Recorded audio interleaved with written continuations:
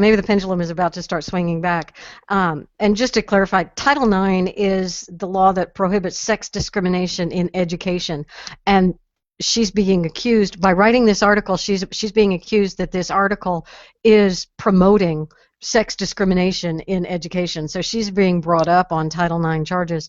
And what she's finding is that the way Title IX is prosecuted is completely without due process, as Felicia was saying. She's not being told what the charges are against her. She's not allowed to have a lawyer present. She is to report to interrogation, to give in to this interrogation with, she can have a support person there, but that support person can't even talk. And so she's going to be interrogated, and she has to give in to this interrogation, and then maybe later, at some point afterwards, she'll be told what the charges are. And what actually happened was she showed up with her support person, and now the support person is being brought up on Title IX charges as well. This thing has gone so far over the top, and that's actually kind of a good thing, because, most of us understand the way pendulums are. You go from all the way to the left, all the way to the right, and then it gradually over time keeps going back, and each time it's a little less far to the left and a little less far to the right, and eventually equilibrium is reached and you land in the middle. And so maybe we were all the way over one way, allowing it was sex discrimination all over the place. Well, we've now gone way to the other side, where if you mention that there's too much protection from sex discrimination, that's considered sex discrimination, and it's totally insane. So that, I think, is peak crazy, and so we're going to have to swing back, and we will ultimately end up somewhere in a more normal place. I hope. I'm an optimist about this. So you mean by swing back, I'm supposed to say she just needs a good man? Yes. I could write that if you want. It seems a little extreme to me, but I'm here to help. The thing that what I just love the fact that she's getting to experience what every business gets to experience when unions are trying to unionize it. Yeah, there is truly Schadenfreude going on here on my part. I'm loving this, but huge.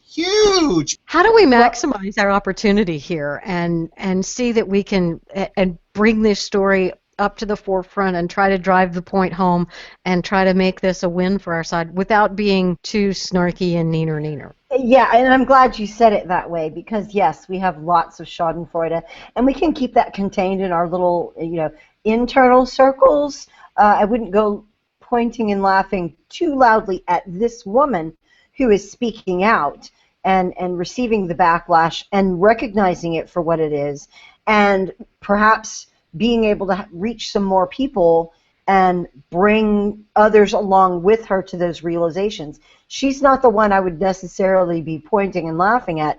What I would say is that when you frame these things, and we will be addressing this throughout the show tonight, there are some things that people in the middle are just like, well, I can understand that. That sounds kind of reasonable.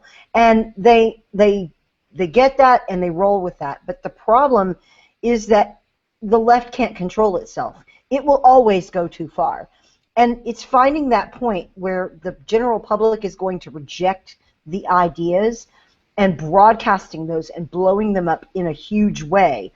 They're still small enough in numbers to where the majority of people can point and laugh at what leftists do in these little things. But at some point, some of these issues do achieve a critical mass, and they sort of get into the mainstream of the culture.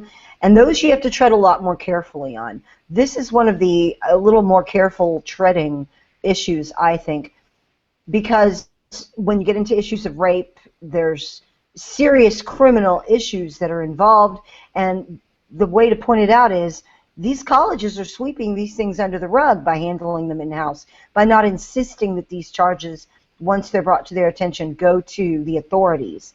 And so they can rid their campus of someone and lock up someone who's dangerous. They don't do that at all.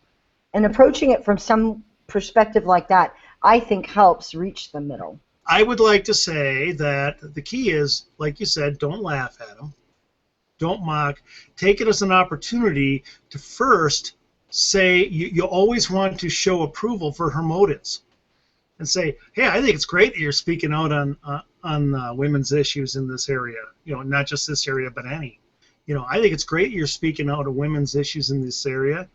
Too often we don't get to hear that. And I think it's awesome. And then take a mild shot at the other side.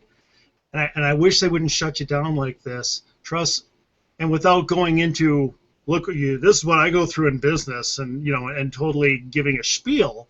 Just say, trust me, I've been through it a lot. I know where you're at.